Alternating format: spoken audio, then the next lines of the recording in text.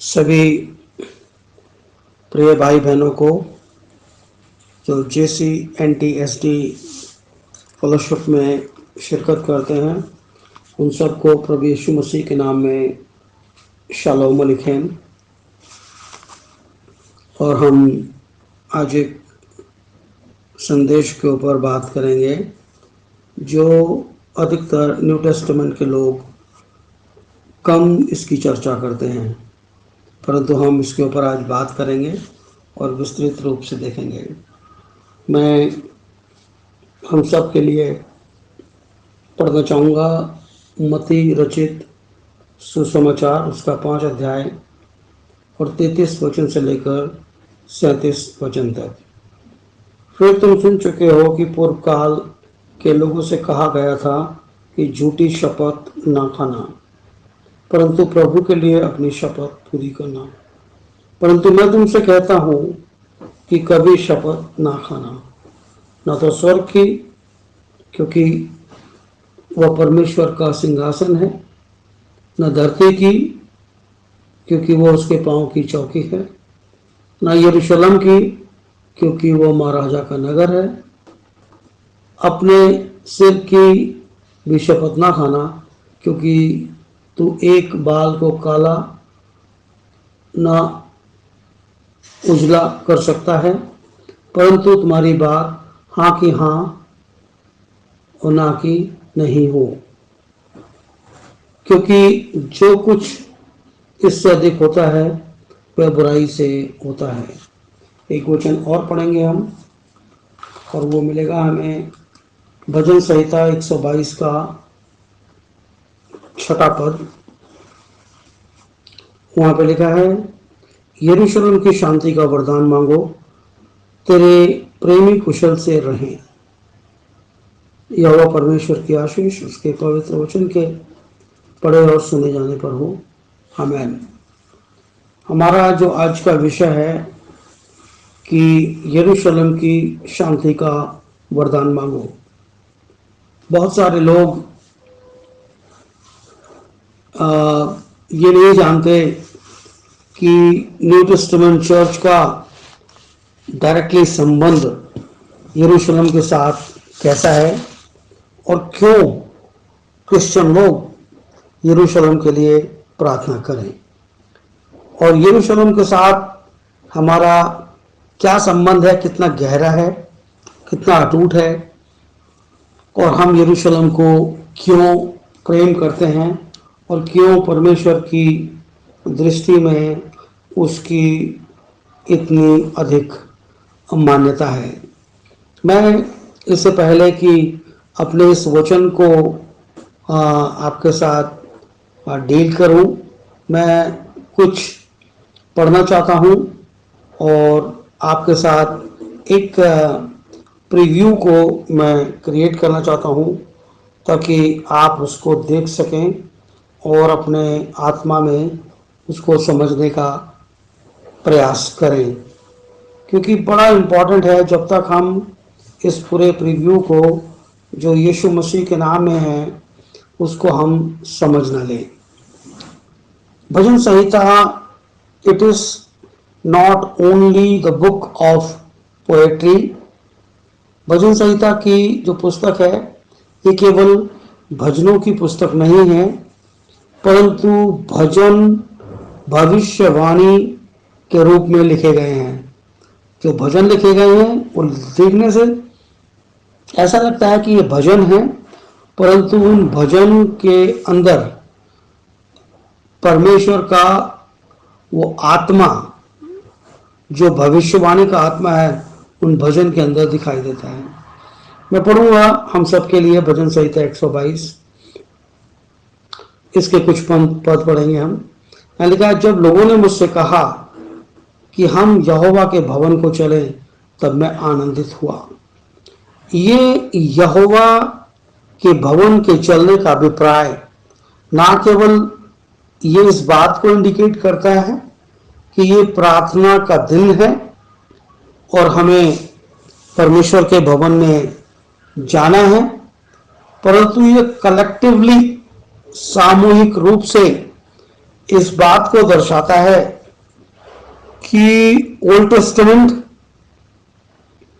और new testament के सब लोगों की आस परमेश्वर के यानी कि यहोवा के भवन की ओर लगी रहती है। और जब किसी से भी ये कहा जाता है कि हम परमेश्वर के भवन चलें, और अगर वो नया जन्म पाया हुआ व्यक्ति है या स्त्री है, तो उसको एक आनंद की अनुभूति होती है, क्योंकि ये जो भवन है ये प्रभु परमेश्वर की उस कलीसिया को चित्रित करता है। और अगर हम इसको अभी तक नहीं समझे हैं तो आज समझने का प्रयास करें।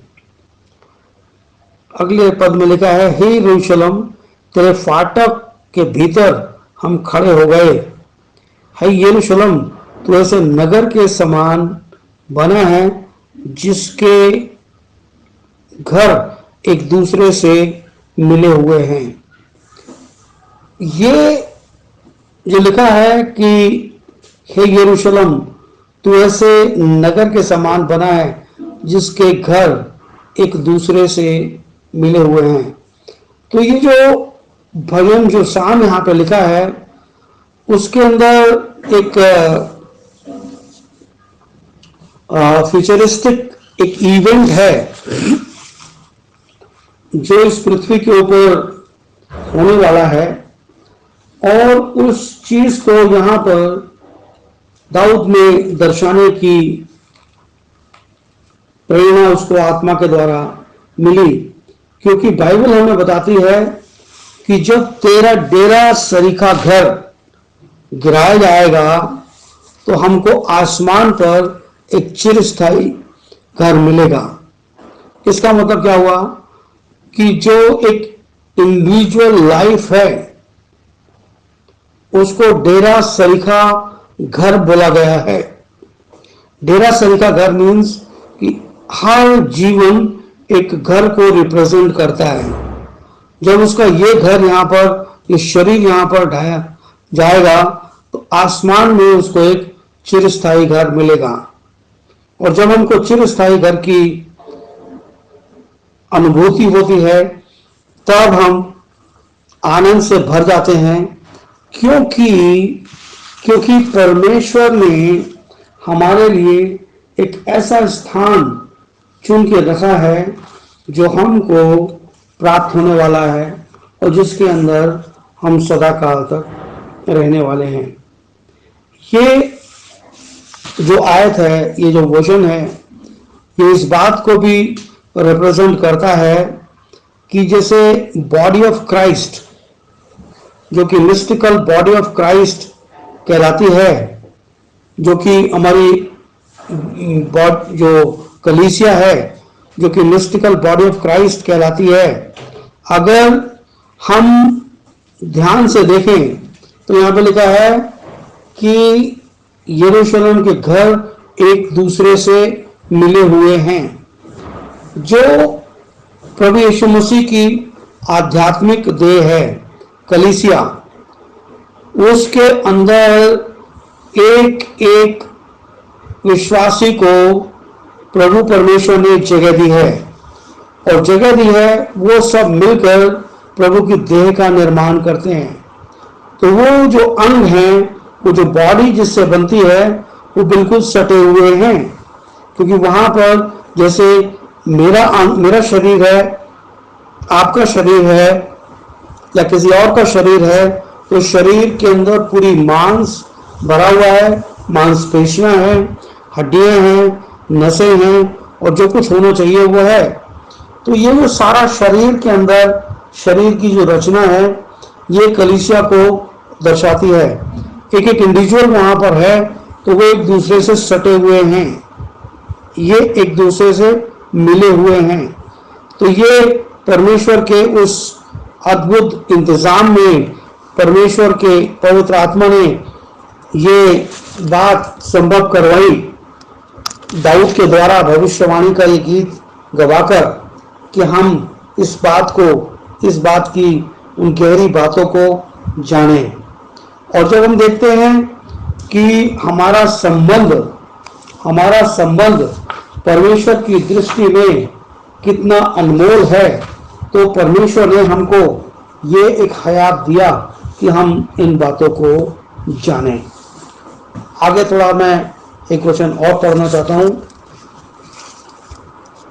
यहां लिखा है, वहां तो न्याय के सिंहासन दाऊद के घराने के लिए रखे हुए हैं, क्योंकि जो व्हाइट थ्रोन जजमेंट होने वाला है वो प्रभु यीशु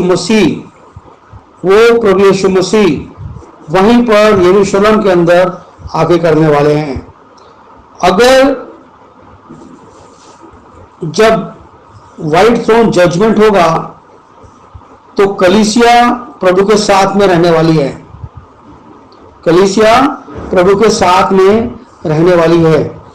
तो आप एक बात को ये देखें, इस बात को ऐसे भी समझने का प्रयास करें कि अगर किसी के पास कोई बहुत खूबसूरत इमारत हो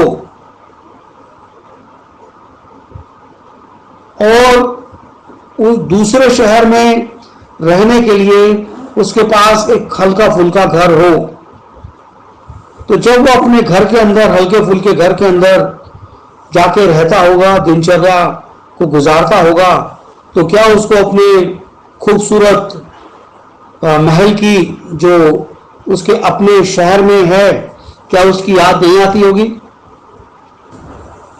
अगर कोई व्यक्ति ऐसा है कि जिसको अपने उस खूबसूरत महल की याद नहीं आती और वो हल्के फुल्के घर के अंदर अपने जीवन को बिताता है, तो अवश्य ही इस मनुष्य के दिमाग की दशा ठीक नहीं है और ये शायद मनोदशा को अपनी खो चुका है। क्योंकि अगर किसी के पास किसी राजा का जैसा वैभव हो, तो वो एक गुर्बत की जिंदगी या गरीबी की जिंदगी क्यों कहीं और पर बिताने के लिए विवश होगा। हम जो इस शरीर के अंदर हैं, और इस पृथ्वी के ऊपर रहते हैं, तो ये पृथ्वी हमारा कोई परमानेंट अबॉर्ड नहीं है।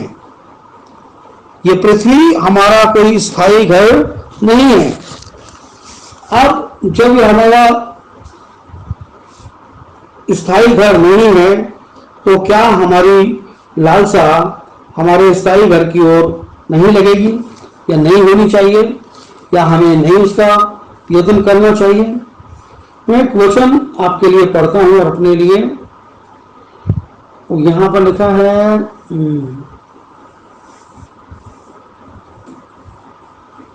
फिलिपियों की पत्री 3 अध्याय 20 वचन से मैं पढ़ता हूं। पर हमारा स्वदेश स्वर्ग पर है, हम एक उद्धारकर्ता प्रभु यीशु मसीह के वहां से आने की बाट जो रहे हैं। हमारा जो स्थान है, हमारा जो देश है, हमारा जो अपना देश है, वो स्वर्ग है, वो पृथ्वी नहीं है। जब हमारा स्वदेश स्वर्ग है, हम अपने उद्धारकर्ता प्रभु यीशु मसीह के वहां से आने की बाट जो रहे हैं। और प्रभु यीशु मसीह यरूशलेम में आएगा, और यरूशलेम में जब आएगा तो वहां पर वो सारे पृथ्वी के लोगों का न्याय भी करेगा। अभी हमने मत्ती रचित सुसमाचार से पढ़ा था। क्या पढ़ा था? वो लिखा है, फिर तुम सुन चुके हो कि पूर्व काल के लोगों से कहा गया था कि झूठी शपथ ना खाना, प्रभु से अपनी शपथ पूरी करना, परंतु मैं तुमसे कहता हूं कि कभी भी शपथ ना खाना। ना तो स्वर्ग की, ये इंपॉर्टेंट है, ये आपके लिए पढ़ रहा हूं, ना तो स्वर्ग की, क्योंकि परमेश्वर का सिंहासन वहां पर लगा हुआ है, ना धरती की, क्योंकि ये उसके पांव की चौकी है। किसके? हमारे परमेश्वर के पांव की चौकी है। ना यरूशलेम की, क्योंकि वो महाराजा का नगर है। यरूशलेम हमारे प्रभु यीशु मसीह का नगर है। अब जब अपने नगर की सुधि हमें नहीं है तो किससे होगी? क्योंकि हम कोई और नहीं है, हम प्रभु यीशु मसीह की बॉडी के अंदर, उसके शरीर में पाए जाने वाले उसके अंग हैं। और हम जब उस जगह के ऊपर उसकी शरीर में हमारा एक स्थान है तो हमारी लालसा हमारे उस पवित्र यरूशलेम की ओर हमारी होनी चाहिए। और हमें ये बोला गया है कि हम यरूशलेम की शांति की क्या करें? प्रार्थना करें, उसका वरदान मांगे। यहाँ पे एक छोटे पद में लिखा है, यरूशलेम की शांति का वरदान मांगो, तेरे प्रेमी कुशल से रहें।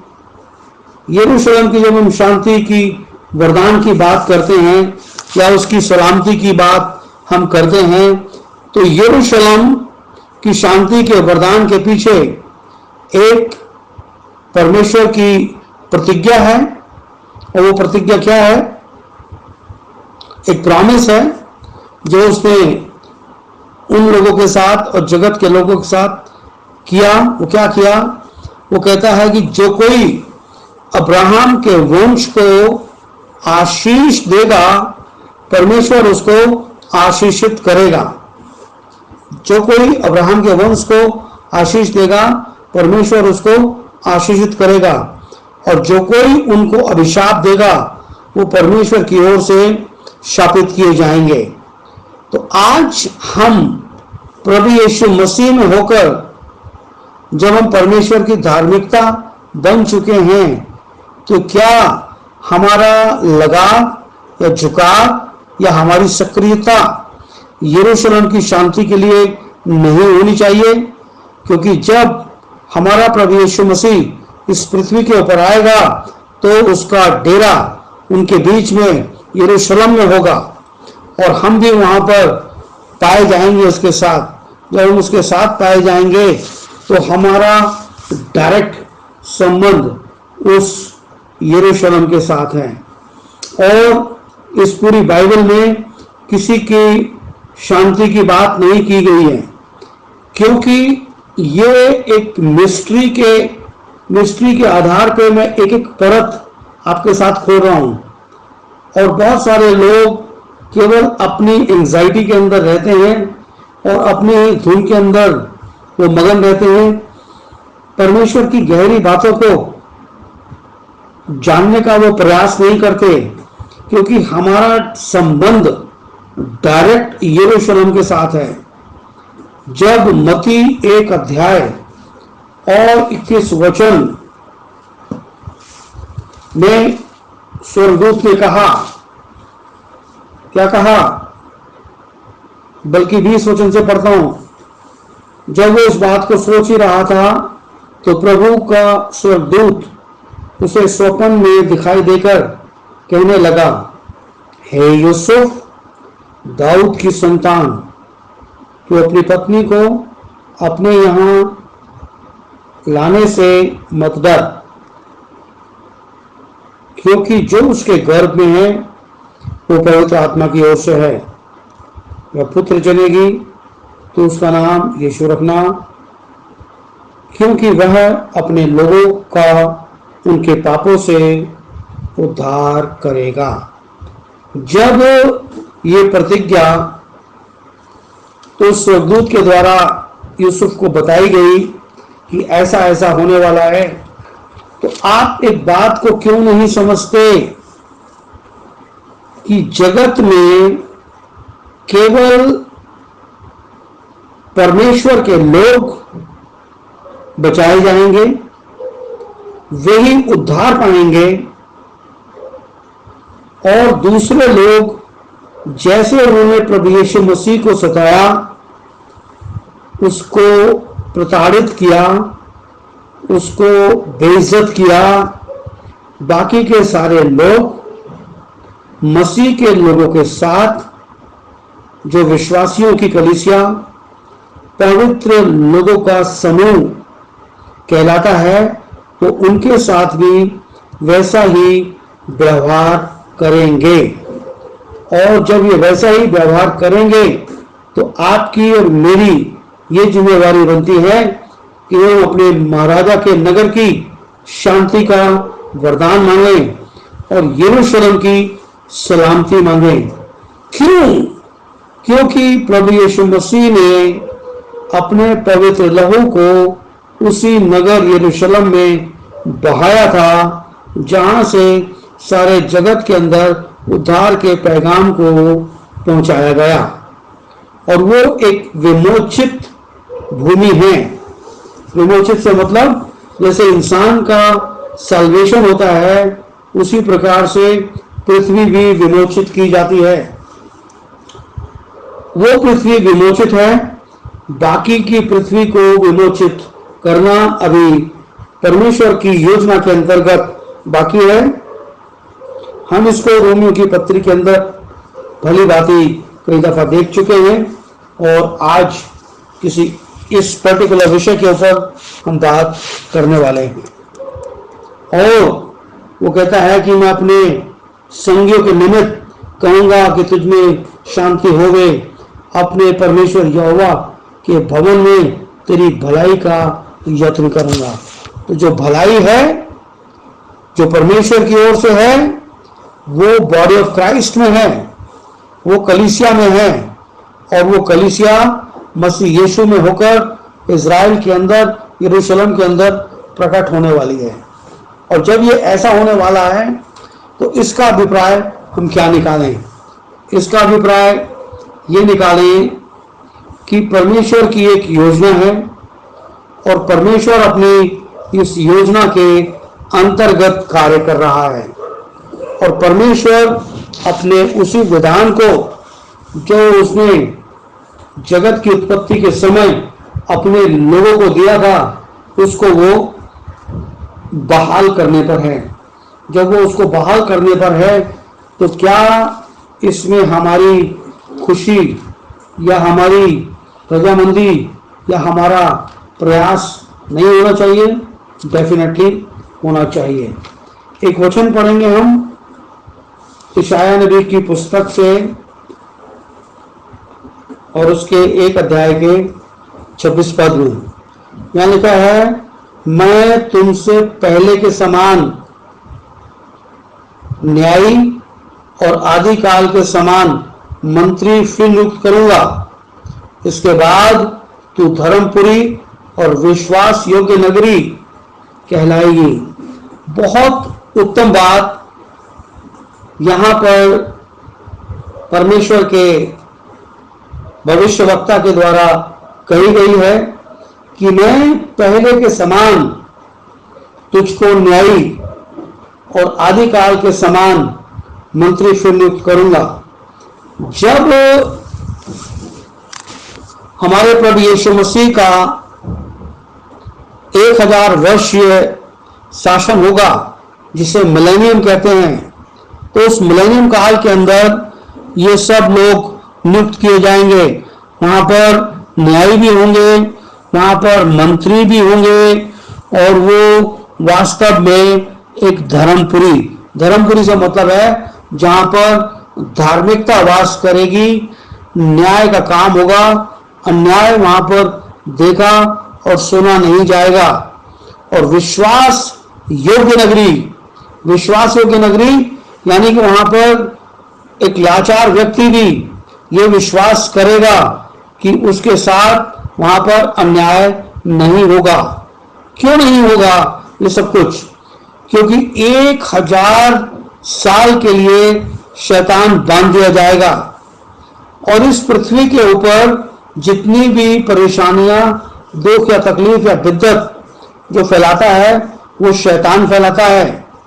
और जब शैतान ही बांध दिया जाएगा तो वहां पर कोई अन्याय नहीं करेगा, कोई न्याय को नहीं बिगाड़ेगा और कोई अविश्वासी का काम नहीं करेगा।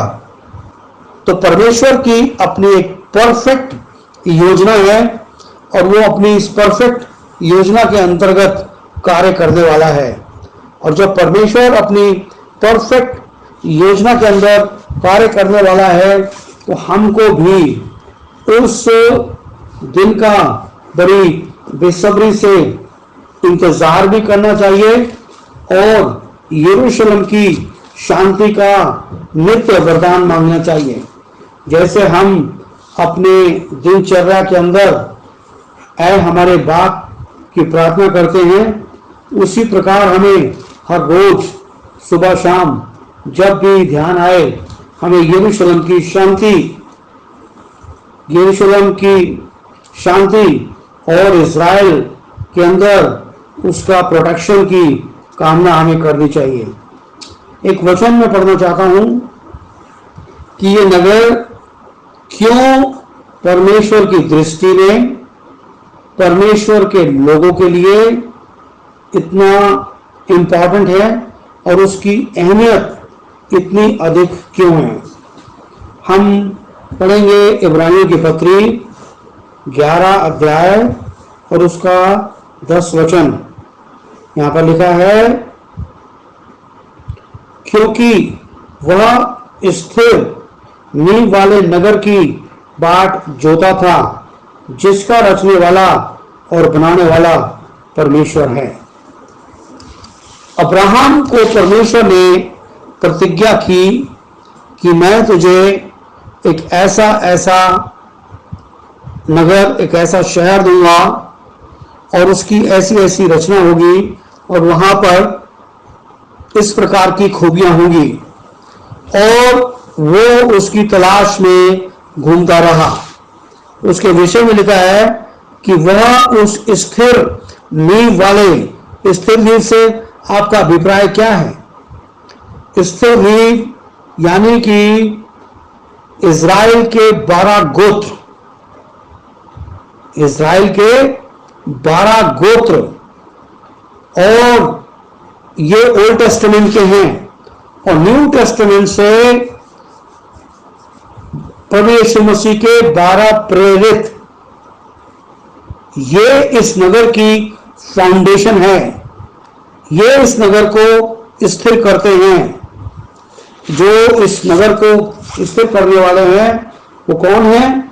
इज़राइल के 12 गोत्र और न्यू टेस्टामेंट के 12 प्रेरित।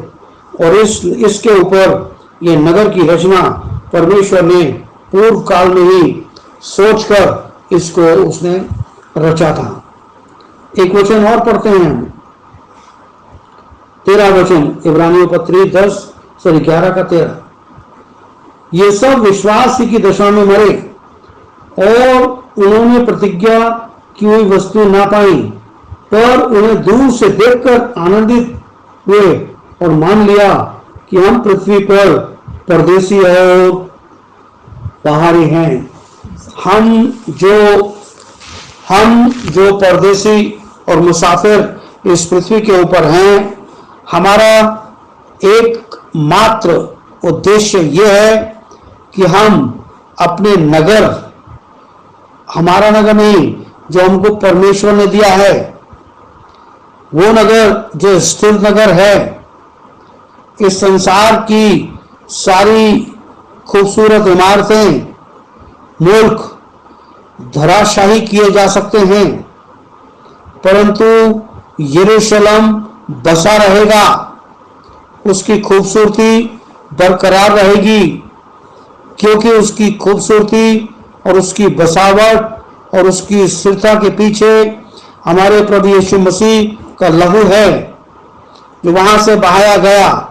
तो मेरे अजीज भाइयों और बहनों, हम ये देखें कि हमें क्यों कर यरूशलेम की शांति का वरदान मांगना है, और हमारा यरूशलेम के साथ एक डायरेक्ट रिलेशनशिप है।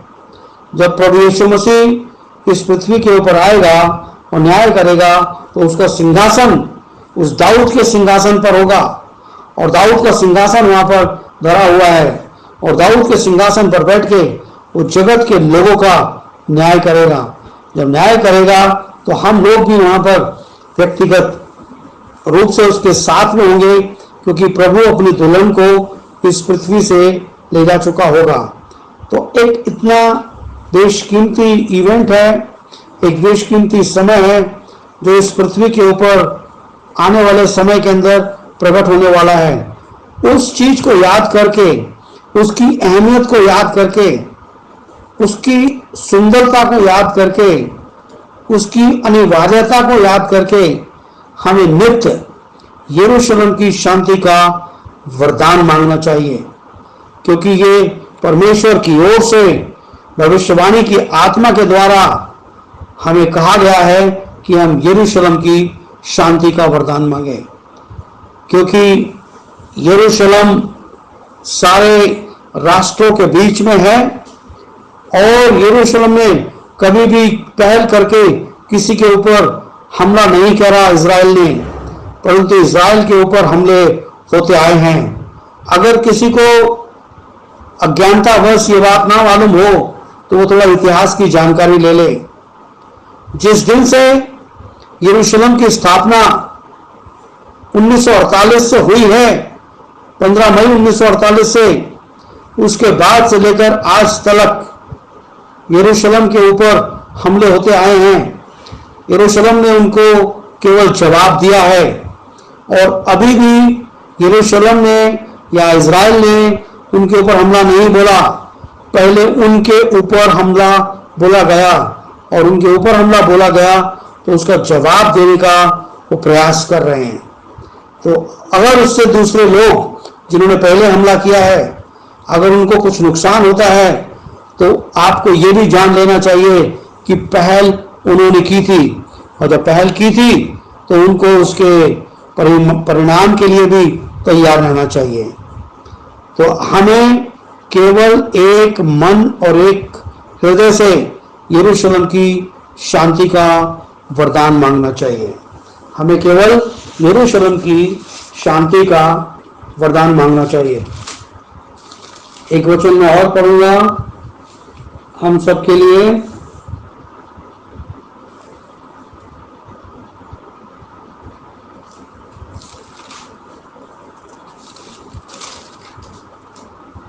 और ये है इब्रानियों की पत्री 13 अध्याय और उसका 14 वचन।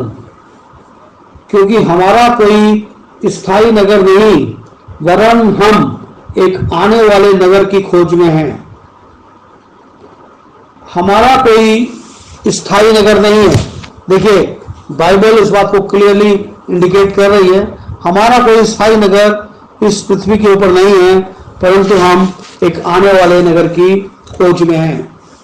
जब हम आने वाले नगर की खोज में हैं तो जिसके पास अपना कोई नगर ना हो, क्या वो उस आने वाले नगर की जो प्रकट होने वाला है उसकी आस ना लगाए? उसकी सलामती की और उसकी शांति की का वरदान ना मांगे परमेश्वर से? अवश्य मांगे और हम मांगते रहेंगे, क्योंकि परमेश्वर चाहते हैं कि हम ऐसा ही करें। हम उस आने वाले नगर की कुछ थोड़ी सी रचना देखते हैं और वो रचना हमको दिखेगी प्रकाशित वाक्य के अंदर, और हम निकालेंगे प्रकाशित वाक्य उसका 21 अध्याय। पहले 4 वचन हम पढ़ेंगे। फिर मैंने नए आकाश और नई पृथ्वी को देखा, क्योंकि पहला आकाश और पहली पृथ्वी जाती रही थी, समुद्र भी ना रहा। फिर मैंने पवित्र नगर नए यरूशलेम को स्वर्ग से परमेश्वर के पास से उतरते देखा। वह उस दुल्हन के समान थी जो अपने पति के लिए श्रृंगार किए हो। फिर मैंने सिंहासन में से किसी को ऊंचे शब्द से कहते सुना, देख, परमेश्वर का डेरा हमारे बीच में है। वह उनके साथ डेरा करेगा, वे उसके लोग होंगे और परमेश्वर आप ही उनके साथ रहेगा और उनका परमेश्वर होगा। वह उनकी आंखों से आंसू पोंछ डालेगा। इसके बाद मृत्यु ना रहेगी, ना शोक होगा, ना विलाप होगा, ना पीड़ा रहेगी। पहली बातें जाती रही।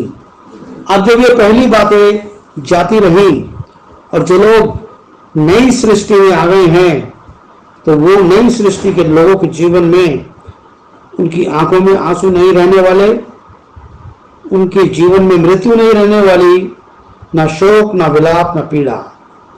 अब ये सारी बातें बीते हुए समय की हो गई हैं।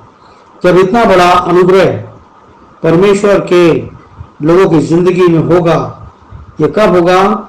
जब वो उस नए यरूशलेम को स्वर्ग से, परमेश्वर के पास से उतरता हुआ देखेंगे। और ये नया यरूशलेम कुछ और नहीं, प्रभु की दुल्हन है। जब ये स्वर्ग से उतरेगी, यही हमारा शहर पना होने वाली है। एक वचन, 4-5 वचन और देखते हैं हम 22 अध्याय से। यहाँ लिखा है, फिर उसने मुझे बिल्लौर किसी झलकती हुई जीवन के जल की नदी दिखाई, जो परमेश्वर के मेमने से निकलकर उस नगर की सड़क के बीचों बीच बहती है। नदी के इस पार और उस पार जीवन का वृक्ष था। वह 12 प्रकार के फल लगते थे। वह हर महीने फलता था। वह उस वृक्ष के पत्तों के से जाति जाति के लोग चंगे होते थे, क्योंकि हम जानते हैं, लिखा है कि जो सिय्योन में बसेगा ना कहेगा मैं रोगी हूं। वहां प्रकार की एक नेचुरल औषधि, प्राकृतिक औषधि वहां पर होगी। उस वृक्ष के पत्तों से जाति जाति के लोग चंगे होंगे। फिर श्राप न होगा और परमेश्वर और मेमने का सिंहासन उस नगर में होगा। उसके दास उसकी सेवा करेंगे, वे उसका मुख देखेंगे और उसका नाम अपने माथों पर लिखा हुआ होगा। फिर न रात होगी, न दीपक और न सूर्य के उजाले की आवश्यकता न होगी, क्योंकि प्रभु परमेश्वर उन्हें उजाला देगा और वे युगान युग राज्य करते रहेंगे।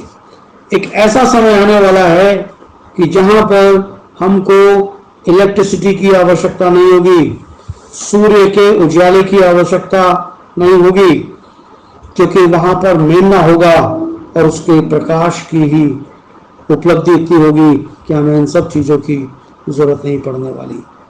तो मेरे अजीज भाई और बहनों, आप सबको प्रभु यीशु मसीह में मैं खुशामदीद बोलता हूं और आप सबसे आह्वान करता हूं कि जब आप अपनी नित्य प्रार्थना करते हैं तो यरूशलेम की शांति का वरदान अवश्य मांगे। यरूशलेम के लिए आप प्रोटेक्शन मांगे, इज़राइल के लिए सलामती की बात मांगे और यरूशलेम में परमेश्वर की शांति होती रहे। Amen, amen. God bless everyone.